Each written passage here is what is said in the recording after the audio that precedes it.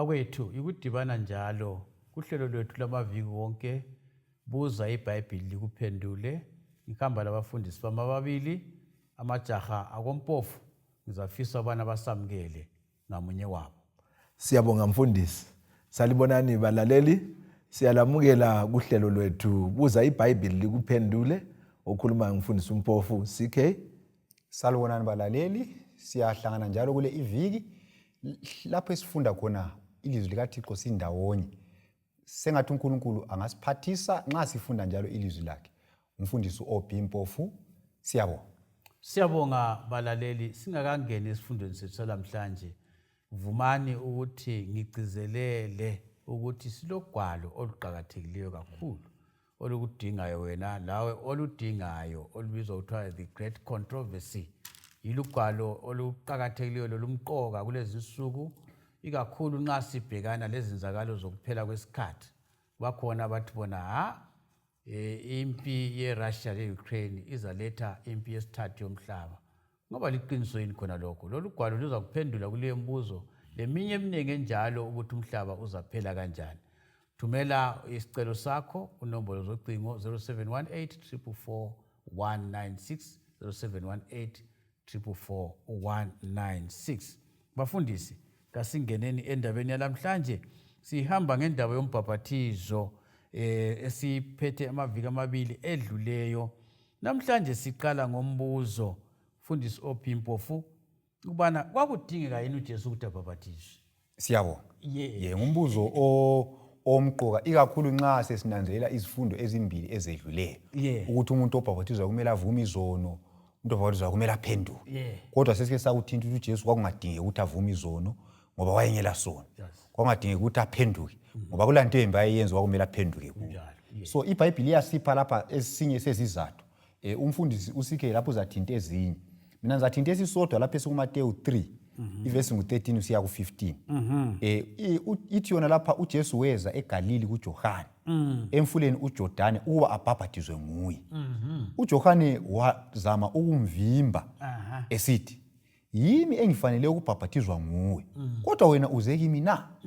uJesu wasemphendula wathi, "Kuvumele kube njalo ukuze sigcwalise ukulunga konke." So lapha sibona uJohane wayekwazi ukuthi uJesu kadingi ukubhaphathizwa. So wathi bona uJesu ebuya uJohane le kwamangalisa ukuthi kathi uJesu udingani la?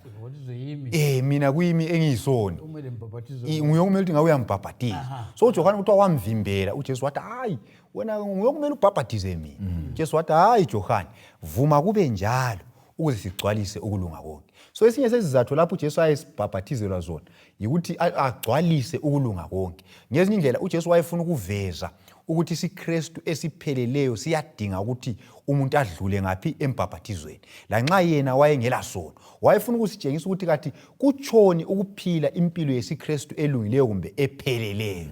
So kutshengisa ukuthi akula muntu ongathi mina ngilungile. Bakhona abanye abantu abathi mina ngilungile ngiyanika abantu abaswelayo kumbe ngiyadonate izinto zami ebantwini kumbe ngenza njani. Manje umbhaphathizo ngiyudingelani? So uJesu uyasinika isibonelo lapho ukuthi umuntu wonke ozelwe ngowesifazane kufanele ukuthi abhaphathizwe.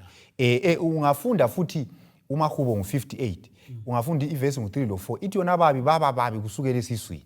Ngezinye indlela akula muntu ongathi yena ulungile ozelwe ngowesifazane othi mina hayi ezulwini ngangena nginjalo ngingabhaphathizwa. Kuyadinga ukuthi umuntu azalwe ngokuthi ngoba sonke sizalelwe esonweni. Bona sike sayithinta indaba futhi emavikini adluleyo sikhuluma indaba yokuphenduka. Ukuthi vele lapha engizalelwa khona mina ngizalelwa esonweni yikho kudinga ukuthi ngenze njani ngiphenduke. So uJesu lapha yena wayengabhaphathizelwa kuphenduka kodwa wayebhaphathizelwa ukuthi asitshengise ukuphelela kwempilo yesiKristu okumele siyikope kumbe siyilandele thina njengamaKristu. Kungenzakala yini mfundisi ukuthi umuntu kwenzakale ithuba lokubhaphathizwa angabi lalo? Yes. Abanjalo besizabuya kikho ngazi. Siyabonga. Engingayithinta leyo kuLuka ngu23. uJesu lamasela lana amabili esiphambanweni. Yiso isibonelo sethu esihle. Siyabona lapha ukuthi isela lelana la selisifa esiphambanweni lathi ungikhumbule embusweni wakho kanti langathi asambe siyebhabhathizweni ngoba umumo wawunjani wawungavumi yikho ke uJesu wathi hayi ngiyakuthembisa namhlanje ukuthi esikhathini esizayo ngiza njani ngiza kuba lawe eparadise. So siyabona lapho ukuthi kulomuntu ongaphenduka esesifa umuntu onjalo nxa iphendukile ngobuqotho angasindiswa even engayanga embhabhathizweni ngenxa yani ngoba kayenzanga ngabomo kodwa ithuba kanjani kalitholanga. Mina mfuna mfundisi ukuthi ukuchasisa ungakakudluli kwenzela ukuthi abalaleli bakubambe ngoba sengeke ngakubona kwezinye indawo abantu bezama ukuthi umuntu kabhabhathizwe kodwa nxa umuntu uyagula kakhulu ubona ukuthi isimo sakhe kasivumi ukuthi angeniswe emanzini kodwa ngenxa ukuthi bakholwa ukuthi nxa engazange angeniswe emanzini funa uphutha umbuso wancedisa uzalahlwa ngoba abantu baleke kuMarko 16 olwayo babhathizwa uzasindiswa ongakholwa uyalahlwa. So bazamthwala umhlwana bazama ukumfaka emanzini enxa umumo wakhe uhlube mubi kakhulu enxa udokotela uthe vele awumelanga ngene. So siyabo so lokho sikhona phana ukuthi isibonelo sesela sisinika impendulo lapha ukuthi nxa umuntu kungavumi umumo wakhe ungamvumeli ukuthi angene emanzini kungaba lenkonzo ukuthi akhulekelwe azinikele kuNkulunkulu kwanele khonokho ngoba uNkulunkulu uyazwisisa umumo onjalo kodwa njalo akumelanga futhi sithi anje kubana sokuthiwe kuthi uthi lami nje engiziqineleyo ucaca mfundisi okungivumelayo kumele abhabhathizwe bayekholwa kabhabhathizwe yes kodwa kulomunye umuntu ongaphansi komumo ukuthi vele akuvumi ukuthi lisela ukuthi hayi wena ungcono uyehlisa siyembhabhathizwe awuvele uzahlubotshe ngamabutho eRoma usahamhlo kunjalo lesi antsho laye uJesu wayebethelwe futhi khonapho mfundisi ayembhabhathiza so ke umumo ongavumiyo okuqhakathekileyo ukukholwa komuntu kakhulu umuntu nxa impila kahle yakhe ingavumi lo mumu ungavumi ekholiwe umlimi uyamsindisa onjalo kamlahle kodwa siyakugcizelela ukuthi umuntu angathena ngizayekela ngize ngehluleke kunjalo mfundisi nxa ithuba livuma babhathizwa engcenye khonapho mfundisi futhi vele umuntu abantu abaningi kwesinye isikhathi bayamelela sinxa esaselamandla so uyabe ngathi uJesu vele kalandaba na ekhadle nxa sokuzenza izinto zami sokungehlula ngizaphenduka kodwa ke okumele sibekwazi ukuthi impilo kasiyazi impilo kayikho ezandleni zabo bani zethu nxa usizwa ilizwi umaHebheru 3 ngale ivesi 7 to 8 ithi nxa usizwa ilizwi namhlanje isikhathi sokwenza njani sokuphenduka ubhabhathizwe. So ukuphenduka kawumeleli usungaselamandla kumbe usemumeni ongavumiyo ngenxa yokugula kumele uphenduke khathesi usizwa ilizwi. Siyabonga mfundisi CK ezinye izizathu utshilo umfundisi oBhila phana ukuthi uzasinika ezinye izizathu zokuthi uJesu kungani wabhabhathizwa. Siyabonga mfundisi sizafunda encwadini kaPetro wakuqala isahluko sesibili ivesi ngelika 21 nelika 22 bese siyathinta futhi kuJohane wakuqala isahluko sesibili ivesi ngelika 6 ngizaqala ngoPetro isahluko sesibili ivesi ngelika 21 lo 22 iBhayibheli lithi lona labizelwa khona lokho ngoba uKristu laye wahlupheka ngenxa yenu walichiyela isibonelo sokuba lilandele ezinyathelweni zakhe. Ibisisithi ivesi ngelika 22 yena kenzanga isono lenkohliso kayifunyaniswanga emlonyeni wakhe. So lapha besikhuluma singakabaniki ivesi abalaleli ukuthi uJesu ebhabhathizwa uyena wayengonanga lenkohliso ayengazange ifunyaniswe emlonyeni wakhe kodwa ke wabhabhathizela ukuthi asichiyele isibonelo ukuze sihambe njengalokhu laye wahamba sihambe ezinyathelweni zakhe. Ibisikubeka futhi iBhayibheli icace ukuthi kunjalo so lathi kumele sihambe njengoba uJesu wenza njani wahamba. So nxa sesikholiwe umbuzo ukuthi sokumele senzeni sokumele sihambe njengalokhu uJesu wahamba. uJohane ugcizelela amazwi afana nayo uthi yena ke lapha kuJohane wakuqala isahluko sesibili ivesi ngelika 6 uthi yena ke lapha lo othi uhlala kuye ufanele yena ahambe njengalokho ahamba uKristu. Ngamanye amazwi nxa sisithi thina uKristu siyamazi sihlala kuye siyamthanda singabalandeli bakhe kumele sihambe njengalokho uKristu wenza njani wahamba. Mfundisi ngicela ungincede kulabanye abantu lawo yabazi njengomfundisi uyabe sibili ubona ezinkonzweni uyabuya iminyaka leminyaka. Kodwa nxa kufika ukuthi kakenzi isinqumo sokubhaphathizwa ukhanya engayenzi isinqumo. Kodwa uyakhanya ukuthi izinto zonke lezi uyazwisisa. Ngaphikisana lakho ukuthi uJesu wangifela. Kodwa ke isinqumo sona siyana ngizabuyela kusibonelo sami engikhulume ngaso bafundi. Yesomtshado. Baningi abantu abathandana iminyaka leminyaka. Kodwa ke ukuthi bayenze isinqumo sokutshada umuntu onjalo uncediswa njani? Okhanya ukuthi konke uyakuzwisisa kodwa unjengenkomo engangena edipha. Naye ngaba lenkomo yangithi singavele ifike edipha. Iyabaleka ya. Sasimele sihanqe. Ukuzingene ivinjezelo. Ivinjezelo ukuthi zingene la. Yeah. Angazi ukuthi idipha elicabangani. Bakhona abantu abanjalo. Abanye ngabantu abethu.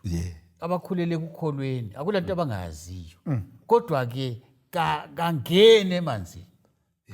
Kumele umfuqele mfundisi. Hayi kafuqelwa. Yikho iBhayibheli lapha lisithi lo othi uhlala kuye kumele ahambe njengalokhu uJesu wenza njani wahamba. Ukuhlala kuJesu kuthi ukuthi uyamazi uJesu, uyakwazi ukuthi yena wenzani. So nxa wena mina lawe sisithi singabalandeli bakaJesu sihlala kuye kumele sihambe. UJesu wahamba wabhaphathizwa, so kumele sibhaphathizwe. Yikho ebesikugcizela phela mfundisi ukuthi isela kalizuzanga ithuba ngenxa yomumo. Kodwa lo umumo uyabumvumela. Leqiniso lonke uyalazi. Lezifundo zonezi uyabe ezizwa zikhulunywa. Umuntu abeseyekela onjalo yikho umakho ethe ongakholwayo uzakwenza njani? As long as engangena ngembhaphathizweni uzalalo. Ngoba kuyindingeko yokutshengisa ukuthi ungumlandeli. Nxa silandela abanye abantu esibalandela abangasuye Jesu kasilahlupho. Kodwa uJesu wathi bona abalandeli bami bonke nxa amathuba ebavumela kumele babhaphathizwe. Engxenye khonapho singakubenze kube nzima kakhulu. Khona umuntu lo vele akulanto engayaziyo. Kodwa ke kangeni ngenye indlela kaboni kuyinto eyisiminya. Kaboni kuyinto emeli yenziwe hanza phela mbona ukuthinta ukuthinta ukuthi omunye ubuya vele sezimvula engeke besenze la lutho uJesu. Engxe singakulinganisa maybe ngolimi ngwensuku zanamhlanje. Kufana lo muntu ongahamba euniversity kumbe ecollege athi yena yafika mpho ungene eclassini ufunda kungaregister. Achaye sibili afunde 4 years. Efunda sibili engena kodwa eclassini attend. Antu yabona. Kodwa nxa i4 years ziphela sokuphuza izithupha. Kasuzaphuza izithupha. So ukulandela uJesu ungazange ubhaphathizwe akuphelelanga. Khathi nxa ukholwa konke okunye lokhu ke uJesu ngiyakhumbula etshela umunye undoda ukuthi kulento eyodwa esilelayo. Antu yabona. So nxa umuntu esekholwa kukho konke okunye ngoJesu engabhaphathizwanga ilizwi likaJesu lithi kulento eyodwa esilelayo. Wenza kuhle okunye konke kodwa akuphelelanga. Usangena eclassini kodwa kumele uregister ukuze uqine uphiwe ini isithupha. Ngicabanga khona lokho mfundisi ukuthi nxa kuyadinga ukuthi lathi kuthiwa yini abakwenza inkomo lezana ezingangeniyo nxa zingena lapha ukubethusayo. Lathi kumele sikwenze kube into engani lula ukuthi nje nxa ungakwenzanga kulandela kumele ukuthi kube lokunye okulusungu lokuhlaba emuva. Kunjalo. Ngikhumbula ngibona umsebenzi 16 esangazungivesi banathi uPaul okhuluma ngendaba yakhe ukuthi kwathi hayi ngo22 mbone ngathi ngo22 usalibalelana. Sukuma verse 14 to 16. Sukuma ubhaphathize. Lathi kumele sibe la into yena le ukuthi usahlaleleni. Kunjalo mfundisi. Ngoba intombi nalingeke lelingivumele ukuthi ngibuyele entombini. Yabuyele entombini. Ukuthi intombi izibone ukuthi ijaha lizimisele. Kumele liyevela. Njalo. Ngoba nxa ukuthi undoda ufuna ukuthi bakhe bonke kathi uhlaleleni. So mbona ngazathi kuqhakathekile nxa sikukhuluma into ukuthi sifaka usungu. Indaba eyisiminya le. Asiyo ndaba yokuthi uthi hanza phela mbona. Hayi, ngizathenga kuvike ezami. Ngoba kawukwazi ukuthi uphila okwesikhathi esinganayo. Antu uyabona kwenye isikhathi ejakeni la ijakha lingakuthengela ama chips, likuthengele ezimnandi. Kodwa ngakabuyi ngakini. Ngaye akabuyi ngakini ngakuthanda. Hayi baso. Akavela ayikacaci into le. Ivele inyoni lento uyibona egangeni emaseni. Hayi sithiyeni njalo. Sikhangela indaba yokuthi khona bakhona yini ababhabhathizwa ngendlela efana la ngamafitshane mfundisi? Siyabo. Lesi ke sayithinta asoze sigcile kakhulu kuyo. Ungafunda umsebenzi ngu8, ivesi ngu36 usiya ku39. Ikhuluma ngokubhabhathizwa kwenduna yase-Ethiopia. Umuntu onsundu. Umuntu onsundu wabhabhathizwa la. Yindaba emnandi le. Lapha uvesi ngu39 ngeke ngizamthinta. Sikhumbula ukuthi ngale uJesu uthiwa wakhuphuka emanzini. Lapha lakho kuthiwa uvesi ngu39 uthi bathi sebekhuphukile emanzini. So induna le lawo yenzwa njani? Yacwiliswa nguFilip emanzini. Lawo yenza njani? Yakhuphuka futhi siya phezulu njengoJesu. Kodwa ungakafiki kwamfundisi sithanda esiqeda ukukhuluma uthi wathi nanka amanzi. Kwino. Lo vele nguyo wafuqa uFilip. Hayi into lesimphuzeli. Labana futhi abakamsebenzi ngu2. Wathi manje njengoba ususichumayezile. Ufusitshela ukuthi senze. Wathi siyenza njani? Phendukani libhabhathizwe. So indaba eyisiminya. So lapha sithola ukuthi ku New Testament babebhabhathiza ngendlela uJesu abhabhathizwa ngayo yokuciliswa kanye emanzini. Siyabonga mfundisi. Sikhe sibambele indaba yokuthi wona umbhabhathizo utshoni ngamafitshane. Siyabonga mfundisi wami. Sizafunda encwadini yabaseRoma ngu6 ivesi ngelika 3 lelika 4. Sibambe masinye. Ithi yona ke galazi yini ukuthi thina esabhabhathizelwa kuKristu Jesu sabhabhathizelwa ekufeni kwakhe na ngalokhu ke sembelwa laye ngokubhabhathizelwa ekufeni ukuba njengoba uKristu wavuswa kwabafileyo ngobukhosi bukayise ngokunjalo lathi sihambe ekuphileni okutsha. Ngamanye amazwi nxa sibhabhathizwa mfundisi sembelwa. Umbhabhathizo inkonzo eveza ukuthi uJesu wafa wavuka, thina siyakholwa ukuthi uJesu wasifela wabuya wavuka yikho ukuthi sithola impilo engapheliyo. So ke umbhabhathizo ungumfuziselo wokufa lokuvuka ukaJesu. Buyela futhi akuyichasise uhluba indlu bekhasini. Right. Ukuthi abanye bayazi kokuqala khonokho ukuthi nxa uhlanganisa lokufa ukuhambelana ngapi kafitshane. Siyabonga ke ngizayihluba ngitshe kancane ayiqedise ukulokuze OP. Ngoba umuntu nxa ebhabhathizwa sekudinga amanzi amaningi. So lapha umpostoli Paulus nika umfuziselo wokufa. Ngamanye amazwi nxa umuntu esefile okulandelayo kungcwatshwa. Futhi into enhle ngaba umuntu omfundisi wami. Izizwe zonke zikwenza ngendlela efanayo. Akula ukuthi ungapi. Ayakwazi ukuthi umuntu angafa uyangcwatshwa. So umuntu nxa bephila impilo engela kukholwa kumele atshengise ukuthi sengiyichiya le impilo engela kukholwa. Umfuziselo wakhona sesimcwilise emanzini. Nxa simcwilise emanzini ufana nokuthi siyangcwaba. Nxa evuka usevuka esenguyisidalwa esitsha sizaphetha ngakho khona lokho mfundisi wami. Siyabonga sibambe njalo mfundisi. OP kuthiwa uyiqedise. Siyabonga ngezinye indlela amanzi angumfuziselo wengcwaba. Antu yabona. Njalo akula abantu abangcwaba umuntu kanye bamkhuphe bambisele. Bamkhuphe bambise. Singcwaba umuntu kanye. Futhi nxa singcwabi ingcenye yomzimba. Singcwaba konke. Kufana futhi amanzi futhi angafana lesisu sika mama. Nxa singakukhatshana mfundisi. Kule kuthiwa istandard ngesilungu ngithi ukuthi igodi leliyana. Across the globe. Kule ngcwaba vele laziwayo. Ukuthi linganani. Ukuze umuntu lwana angcwatshwe sibili. Kunjalo. So amanzi afana lengcwaba. Njengoba singcwaba kanye ukuthi umuntu kumele acilise kangaki kanye. Alahle impilo endala kangaki kanye. So nxa ufake emanzini ulahle impilo endala. NgokukaJohane ngu3 singafanisa futhi amanzi lesisu sika mama. Antu Jesu wakhuluma ngokuzalwa esebenzisa umfanekiso wokuzalwa komntwana. Akula mntwana uthi nxa kuthiwa uzelwe akhuphe isandla akhuphe isandla ahlale njalo unina sibone ehamba isandla siphandle somntwana. Akuvumi khonoko.